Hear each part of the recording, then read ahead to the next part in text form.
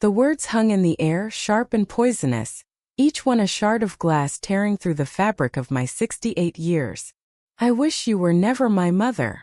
Clara stood in the center of the living room, a tempest of fury in a designer dress. The room was a battlefield of her creation, littered with glossy brochures for destination weddings and floral arrangements, their pages splayed on the floor like casualties.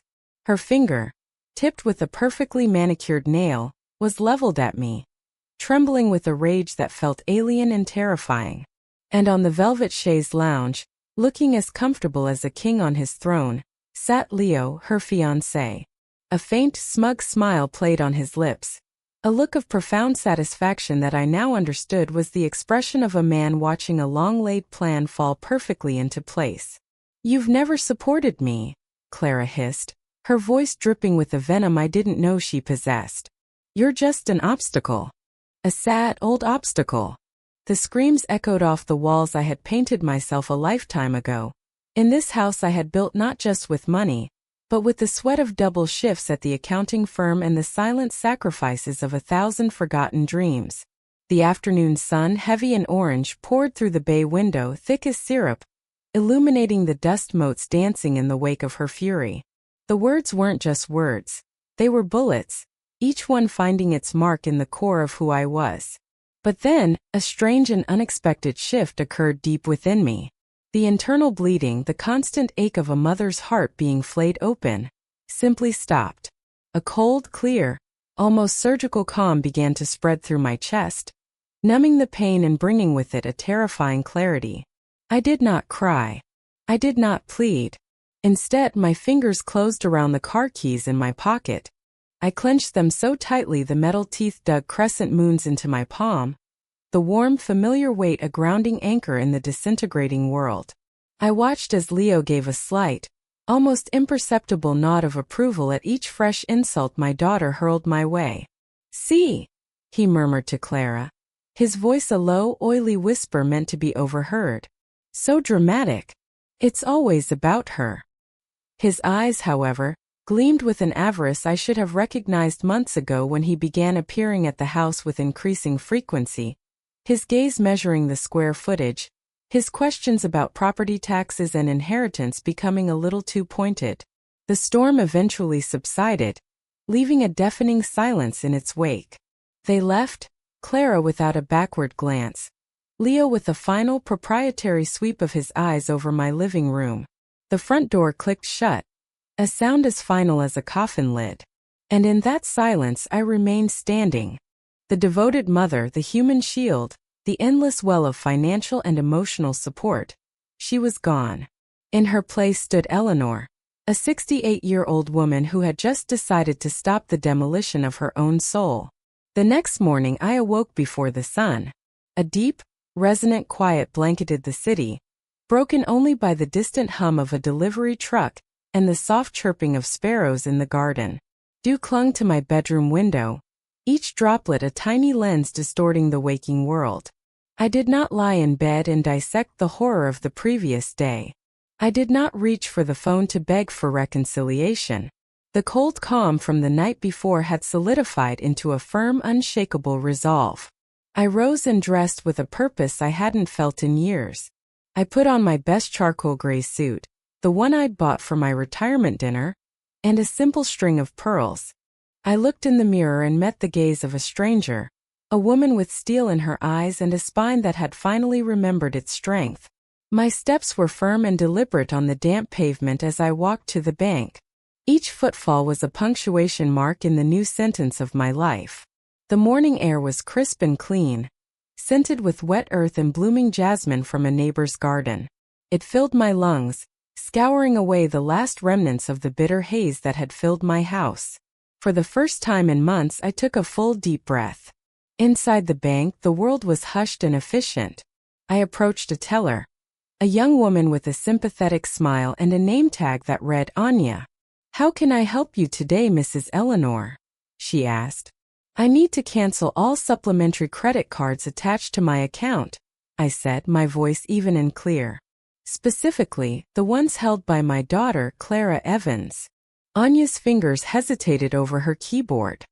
She pulled up the account, her eyes widening slightly at the list. The primary card, the emergency card, the platinum card for business expenses. Leo had suggested Clara needed. A collection of little plastic rectangles I had bestowed with a mother's unconditional love, which I now saw for what they were, golden shackles. Are you absolutely sure? Anya asked, leaning forward and lowering her voice into a tone of professional concern.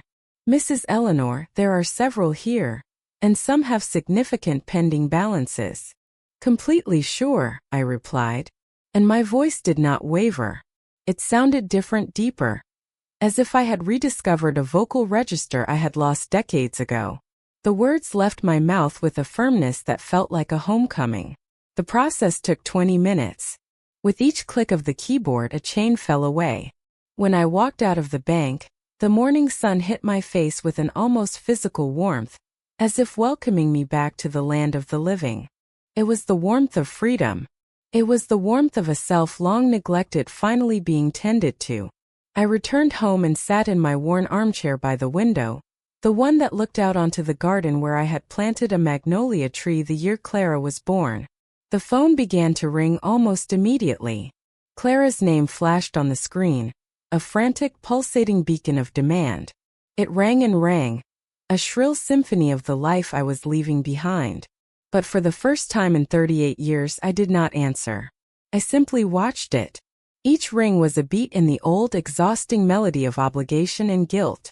And I had decided, with a peace that settled deep in my bones, that I would no longer dance to that tune.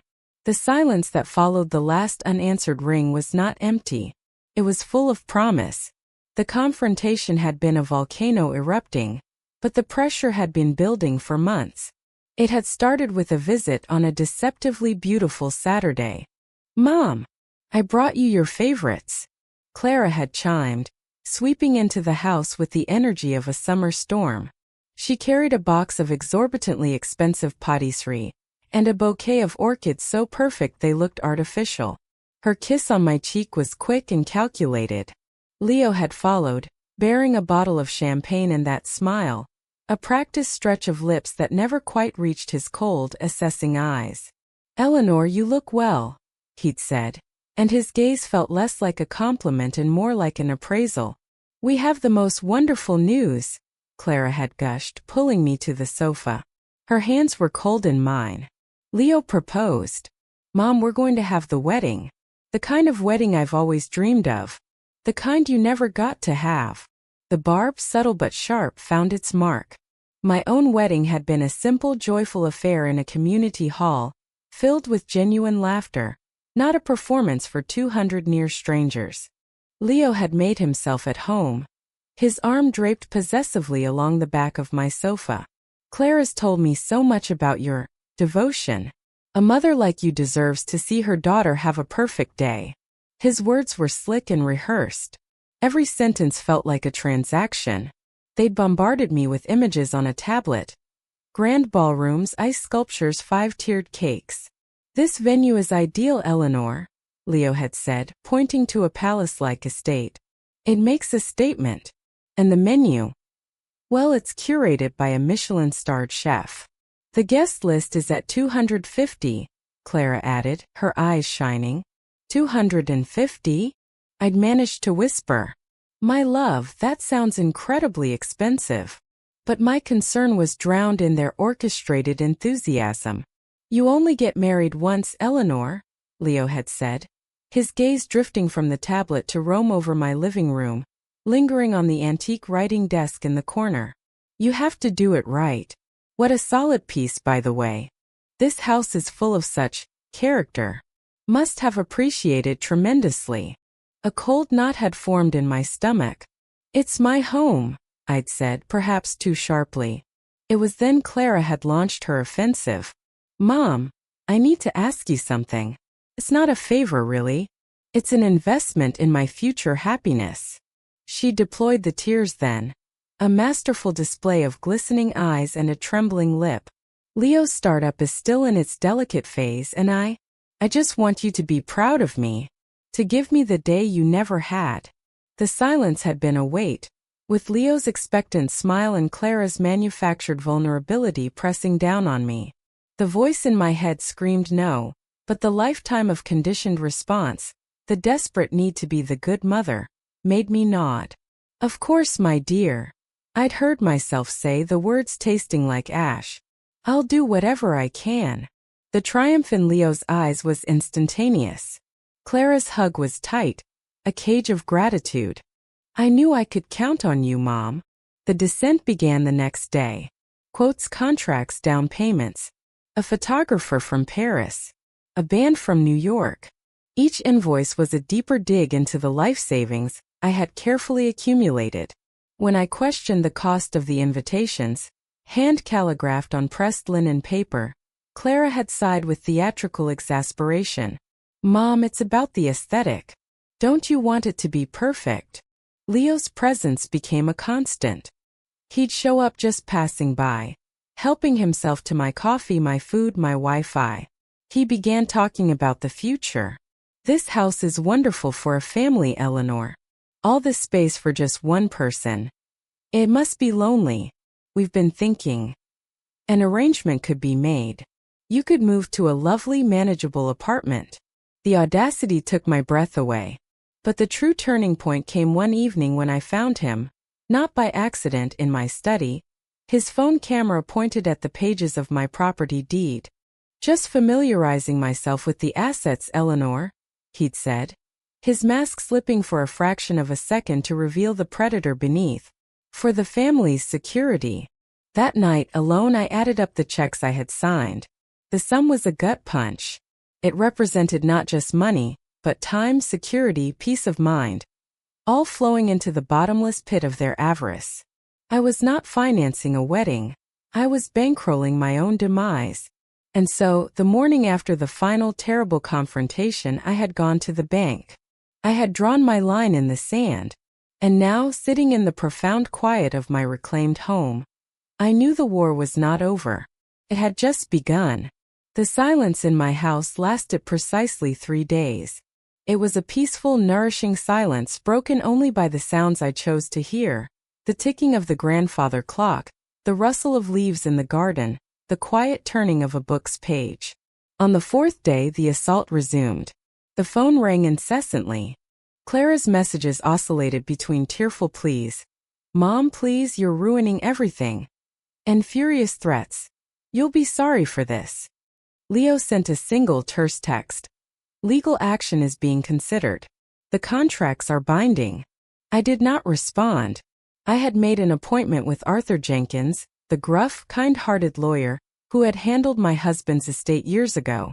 In his wood-paneled office that smelled of leather and old books, I laid out my story. I showed him the contracts, the bank statements, the photos of my important documents on Leo's phone that I'd managed to snap. I played him the recording from the day of the confrontation. My voice calm, theirs filled with venom and threat. Arthur listened, his expression growing grimmer. When I finished, he removed his glasses and pinched the bridge of his nose. Eleanor, he said, his voice a low rumble. What you're describing is a textbook case of predatory financial exploitation. This young man is a con artist, and I'm sorry to say, your daughter is his willing accomplice. Hearing it stated so bluntly by a professional was both devastating and validating. What can I do?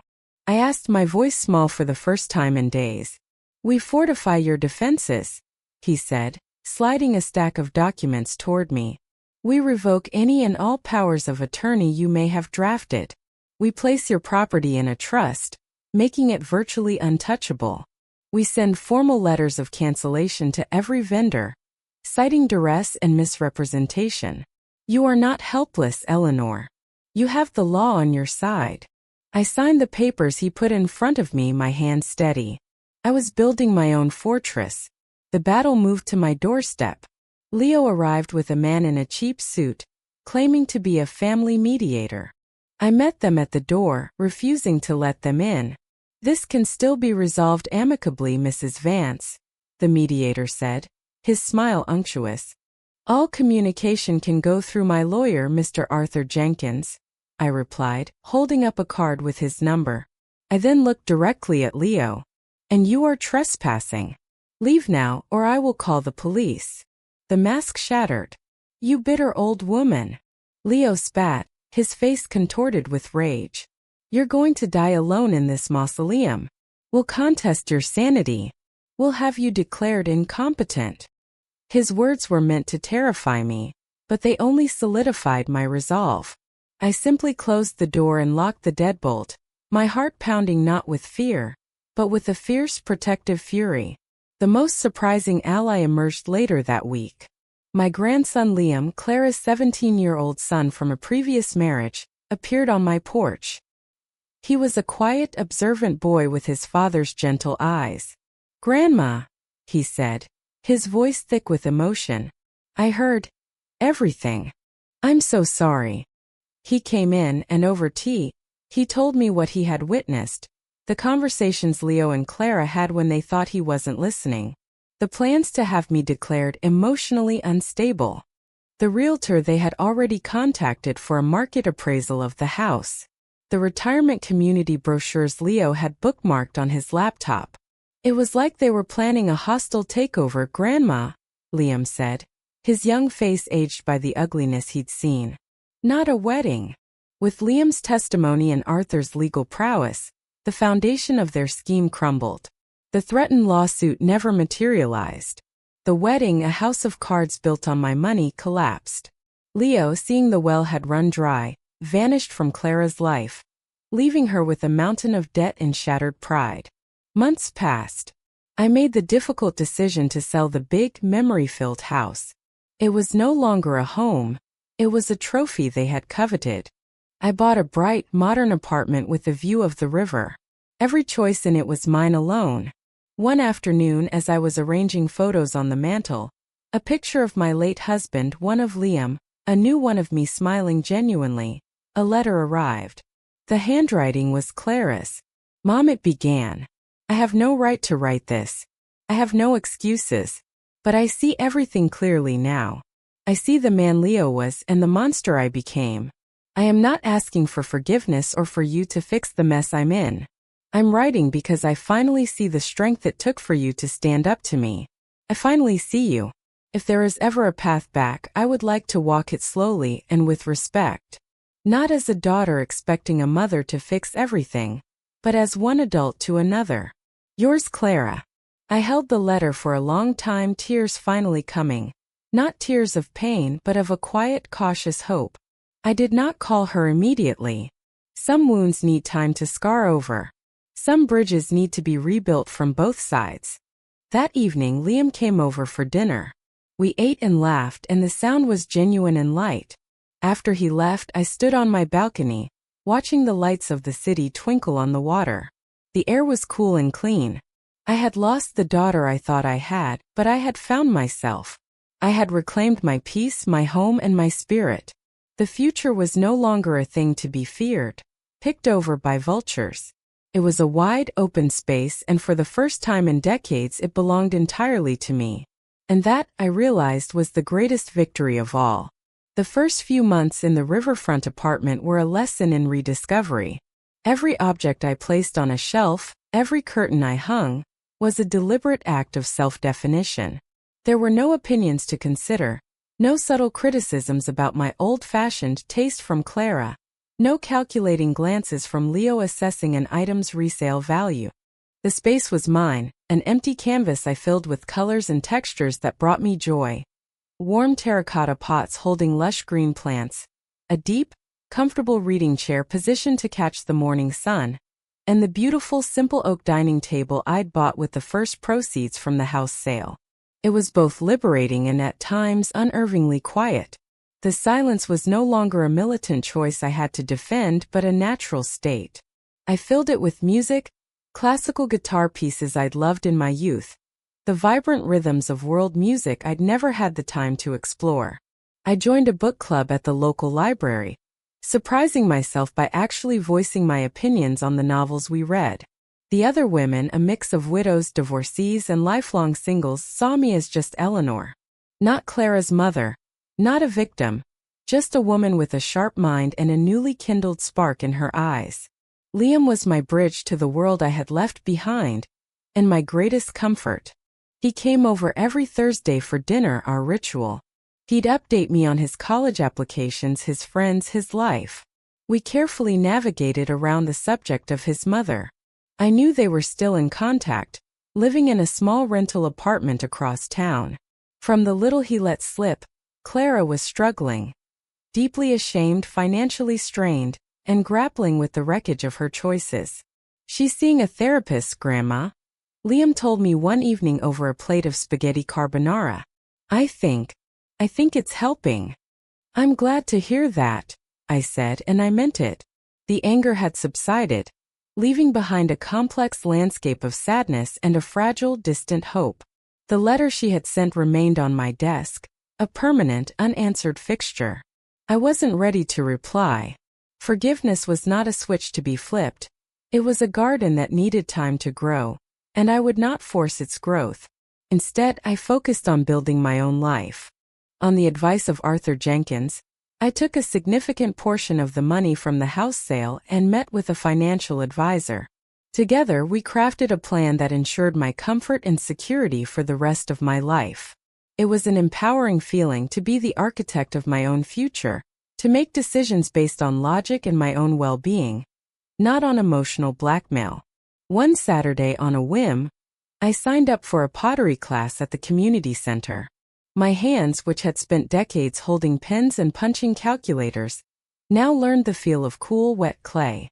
They were clumsy at first, but the instructor, a patient woman named Maria, guided me. "Don't fight the clay, Eleanor," she'd say. "Just guide it. Let it show you what it wants to be." The metaphor was not lost on me. I was learning to guide my own life, to stop fighting against the current of others' expectations and instead, find my own flow. The first few bowls I made were lopsided and fragile, but they were entirely my own. I glazed them in bold blues and greens, colors Clara would have deemed gaudy. I displayed them proudly on my windowsill. The piece was shattered on a rainy Tuesday afternoon. My doorbell rang, an insistent, prolonged buzz that spoke of panic, not a social call. I looked through the peephole and my breath caught in my throat. It was Clara. She stood soaked and shivering, her hair plastered to her face, mascara smudged in dark circles under her eyes. She looked nothing like the polished, furious woman who had screamed in my living room. She looked broken. My first instinct, honed over a lifetime, was to yank the door open, pull her into a warm hug, and make everything better.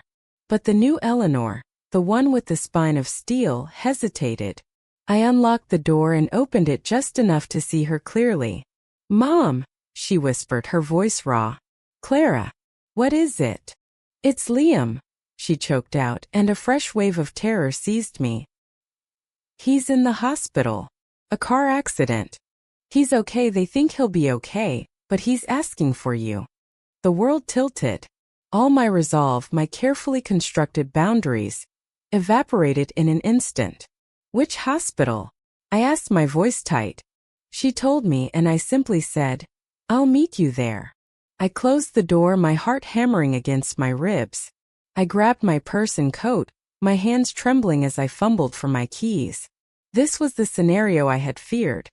A crisis that would force a collision of my two worlds. At the hospital, I found Clara pacing in the waiting area outside the emergency room. She looked small and young, a ghost of the daughter I'd raised. We didn't speak. We just waited, the silence between us a chasm filled with the sounds of beeping monitors and hushed voices. Finally, a doctor emerged. Liam had a concussion, 2 broken ribs, and a lot of bruising, but he was stable and would make a full recovery. The relief was so profound my knees felt weak. We were allowed to see him one at a time. Clara went first. When she came out, her eyes were red-rimmed. "He wants to see you," she said, not meeting my gaze. I walked into the room. Liam looked pale against the white sheets, a bandage on his forehead, but he managed a weak smile. "Hey, Grandma." I took his hand, my throat too tight to speak for a moment. "Oh, Liam. I'm okay," he said, his voice drowsy from pain medication. "I'm really okay. Mom, she's a mess. She was so scared." I just squeezed his hand, the unspoken words hanging in the air. I was scared too. When I walked back out, Clara was still there, hovering. "Thank you for coming," she said, her voice formal and strained. "Of course I came," I replied. "He's my grandson." There was another awkward silence. Then she blurted out, "I read the letter you never sent." I stared at her, confused. "What letter?" "The one on your desk. It was tucked under a book. I saw it the day I came to scream at you. I read it after you left the room. It was an old one from years ago for my birthday. You wrote about how proud you were of the woman I was becoming." I had no memory of that specific letter, but I had written her many over the years, little notes of love and encouragement I'd slip into her lunchbox or leave on her pillow. "I've been thinking about that woman," Clara said, her voice breaking. "I don't know what happened to her. I lost her somewhere." She finally looked at me, her eyes filled with a pain so deep it was almost tangible. "I'm so sorry, Mom. For everything. Not just the money. For the words. For wishing you weren't my mother. I didn't mean it. I was just so angry at everything, and he knew how to direct it all at you." It was the first real, unscripted, non-manipulative apology I had heard from her in years. It didn't magically erase the past, but it landed in my heart with the weight of truth. "I know you didn't mean it," I said quietly. "And I accept your apology." We stood there, two wounded women in a sterile hospital hallway. The first fragile thread of a new connection spun between us in the space of a shared fear for someone we both loved dearly. Liam's accident became an unspoken turning point. The crisis had forced a proximity that our pride would have otherwise prevented. In the days that followed, as Liam recovered at Clara's apartment, a cautious, practical communication began. Clara would text me updates. "Liam ate some soup. The doctor says his ribs are healing well. He's bored and complaining about the daytime TV." I would reply simply, "Thank you for the update. Tell him I'm thinking of him. I'll bring over some books for him." I did bring the books, leaving them in a bag at her door after texting her I was there. She opened the door as I was turning to leave. "Would you like to come in?" she asked, her voice hesitant. "He's awake." I stepped over the threshold into her new life. The apartment was small and sparsely furnished, a stark contrast to the opulence she had pursued with Leo. But it was clean and tidy. There were no designer catalogs, no wedding plans. It felt real. Liam was propped up on the sofa, his face lighting up when he saw me. "Grandma, you rescued me from terrible television." I stayed for an hour, talking mostly to Liam, with Clara hovering in the background making tea. The conversation was stilted, but it was a conversation. As I was leaving, she walked me to the door. "Thank you for the books," she said. "And for coming." "It was good to see him," I said. And then after a pause, "It was good to see you too." A flicker of something, relief maybe, crossed her face. This became our new fragile routine. I would visit Liam, and Clara and I would exchange a few polite, careful words. We were like two diplomats from countries with a long history of war, negotiating a very delicate peace treaty. We spoke of the weather, of Liam's recovery, of a movie she had seen. We meticulously avoided the minefields of the past. Leo, the wedding, the money, the screamed insults. One afternoon I brought over a pot of beef stew, remembering it was a comfort food she had loved as a child. Her eyes widened slightly when she saw it. "You remembered," she said softly. "Of course I did," I replied. She invited me to stay and share it. The three of us ate at her small kitchen table. It was the first meal we had shared in over a year. It wasn't the joyful, noisy family dinners of the past, but it was peaceful. It was a start. After that, the texts became more frequent, the topics broadening slightly. She told me she had taken a job as a receptionist, a humbling step down from the management position she'd once held, but she spoke of it with a sense of gritty determination I admired. She was paying off her debts slowly, methodically. She was building a life based on what she could earn, not on what she could extract. I was learning to see my daughter not as the monstrous caricature she had become, nor as the perfect child of my memory, but as a flawed, complicated woman who had made catastrophic mistakes and was now, finally, trying to find her way back. Spring arrived, washing the city in a soft green light. The magnolia tree outside my balcony was in full, glorious bloom, its pink petals a vibrant announcement of renewal. Liam was fully recovered, back to his life of school and friends, but our Thursday dinners remained a sacred constant. One Thursday, he arrived looking unusually thoughtful. "Grandma," he said as we finished eating, "Mom's doing a lot better. Her therapist suggested she try to make amends for real. Not just say sorry, but do something about it." I felt a prickle of apprehension. "What does that mean, Liam?" "I don't know all the details," he said. "But she asked me to give you this." He handed me a simple business-sized envelope. Inside was not a letter but a bank check. It was not a large amount, but it was significant. It represented several months of her receptionist's salary. Paper-clipped to it was a small handwritten note. "Mom, this is the first installment. It's not for the wedding debts. It's for the piano.